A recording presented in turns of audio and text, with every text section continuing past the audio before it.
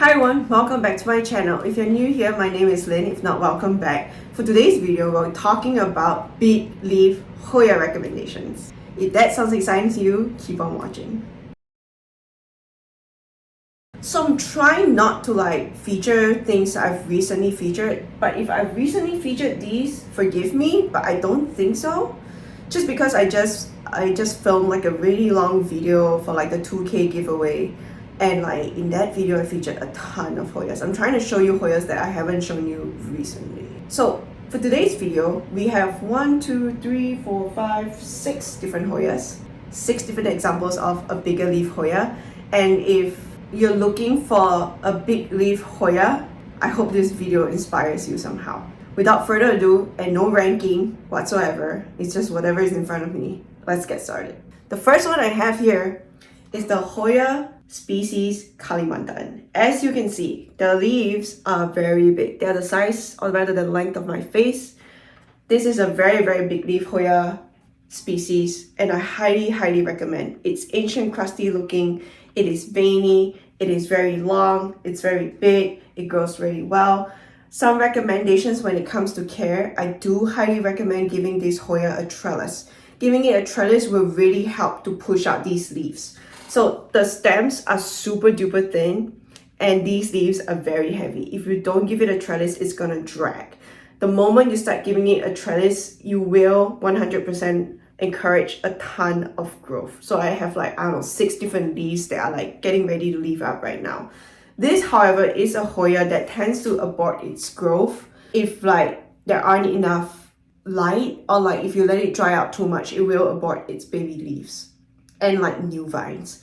So I have to say this is grown in very, very loose chunky soil mix with mostly cocoa chunks, but it does enjoy a dry out period, but not too dry, otherwise it aborts its new growth. So keep an eye out. That said, it is a beautiful Hoya. The lower light you give it, the bigger the leaves get, but the contrast for the veins will also drop. So if you want more contrast on the veins, give it higher light, but just know that the leaf size is going to change. So that's the first Hoya. The second Hoya I want to show you is the Hoya latifolia Snow Queen. This, I have a few different Hoya latifolias. I'm not going to bring all of them out today, but this is the Snow Queen variant. So it has silver splashing on the leaves, but all of the latifolias in general, I feel, have this really big dinner plate look to it. If you want the leaves to be bigger, give it lower light. But if you do give it lower light, just know that on the latifolia Snow Queen, the splashing will start to drop a little bit. But yeah, this is a beautiful big leaf, rounded leaf Hoya species that I highly recommend collecting. The same as the Hoya species Kalimantan, the stems are not quite as thin as the species Kalimantan. These have thicker stems, but I do recommend trellising them. I think they look really nice when they are trellised, and under a grow light, they just grow really, really consistent leaves throughout. Honestly, I don't just recommend the Hoya latifolia Snow Queen. I recommend any of the variants of the Hoya latifolia species, just because all of them have really nice, attractive foliage like that. They're very big. And at the same time, you can get inner variegation, you can get silver ones. So the Hoya, almost tipped over. Hoya latifolia silver, that's another option. I think there's a latifolia MRH, which is also green and splashy. So there are so many different types of latifolia. Choose the one that calls out to you. There's also an elbow version. So that's the Hoya latifolia. The next one I want to talk about is the Hoya species Tangamus. So there are a lot of different species Tangamus out there. There's the narrow leaf version, the round leaf version. This is the round leaf version. So as you can see, the leaves are very big, they're veiny, they're rounded. They're not particularly splashy, but I think you can buy them in the splashy form as well. But the leaves are ginormous. If you drop the light conditions on these leaves, they will grow out into this monstrosity. It's very, very big.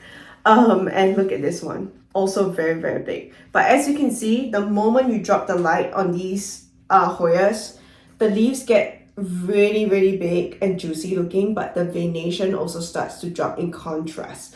So choose and play around with your light conditions until you get the leaf look that you like, is what I would recommend. But this is a very fast free Hoya to grow. Similarly, it also benefits from a trellis. The stems are very, very thin. Let me see if I can show you. Yeah, the stems are very thin for such thick, succulent, chunky leaves. So really, really give it a trellis and it will help to leaf up for you. Going on the same train of like big leaf Hoyas, the next one I want to show you is none other than my Hoya elephant. So look at this crazy leaf. So this leaf, I actually wasn't paying attention. It was growing towards the wall, so it was like completely shaded from the light, and it just grew into this insane monstrosity. It's like crazy. I think the Hoya elephant is a very popular breed when you're looking for like a big leaf Hoya. Again, light plays a huge role. This is grown under much higher light, this particular leaf. And then this leaf is grown under much lower light. You can see how the leaf color is darker, the leaf shape is bigger, more pillowy, and the splashing, I guess, is more obvious because the leaf color is darker. Pick the leaf shape that you like. Some people don't like these like weird looking monstrosities. Some people like the tighter looking Hoya elephant leaves. So pick the one that you like, play around with the light until you get something that you enjoy.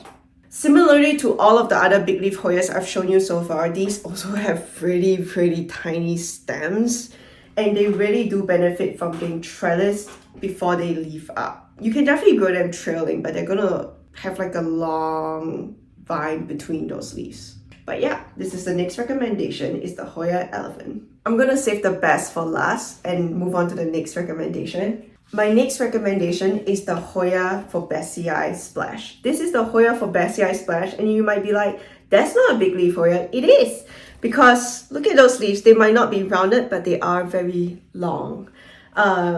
Same spiel. These are grown under much higher light. These are grown under much lower light. And look at how much bigger these leaves are.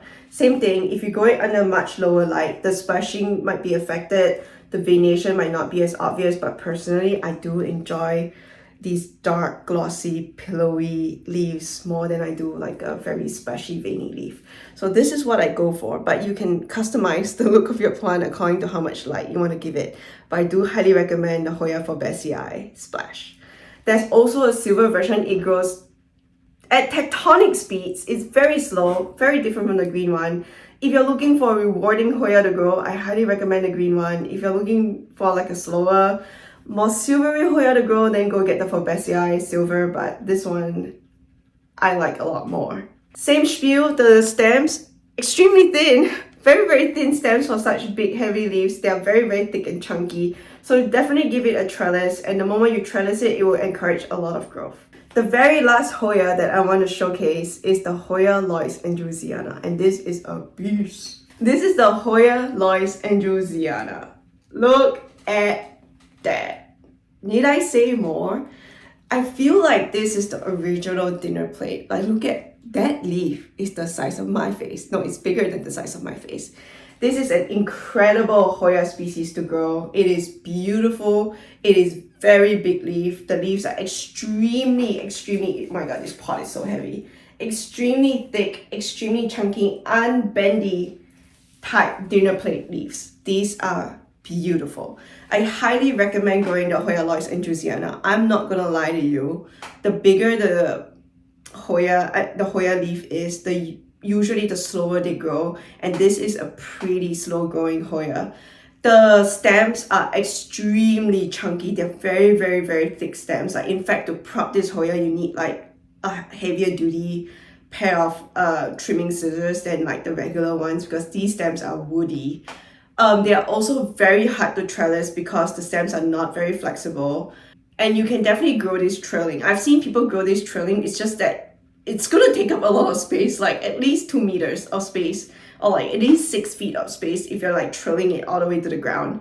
I personally prefer trellising it like that, just to keep it more manageable. And even then, this trellis, I can't even bend down low enough.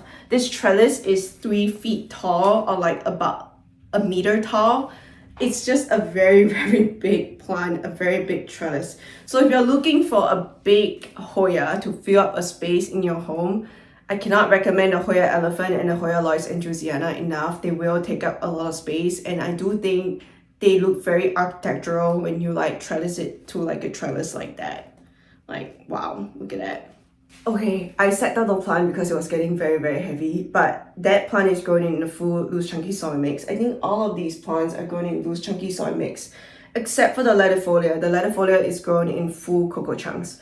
But all of these Hoyas, because they're big leaf, they are very chunky, they're very succulent, they don't usually need as much water. They can go longer between waterings, they can dry out a little bit more. In fact, they prefer to dry out a little bit more. But they're just beautiful. They are very low maintenance because you don't have to water them as much. They need light, but if you don't give them high light, they just get bigger, which I think is like, why not?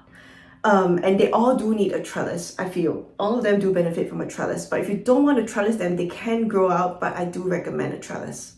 And that brings me to the end of today's video. These are my 6 big leaf Hoya ideas, recommendations, if you're looking for big leaf Hoyas to collect. Some of them are round, some of them are long, like this one, it's long. And there are just so many different big leaf Hoyas to collect on the market right now. So pick your favorite ones. I hope these inspired you somehow. I hope they gave you some idea of what's out there. But like this video if you enjoyed today's content. Comment down below if you want to say hi. Comment down below if you want to tell me what your favorite big leaf Hoya is. Comment down below if you want to just ask me a question. Just comment down below. Also subscribe to the channel if you want to see more Hoya related content. I will once in a while traumatize you with non-Hoya content, and they're never popular, but I'm gonna keep doing them anyway because I like those plants. And that brings me to the end.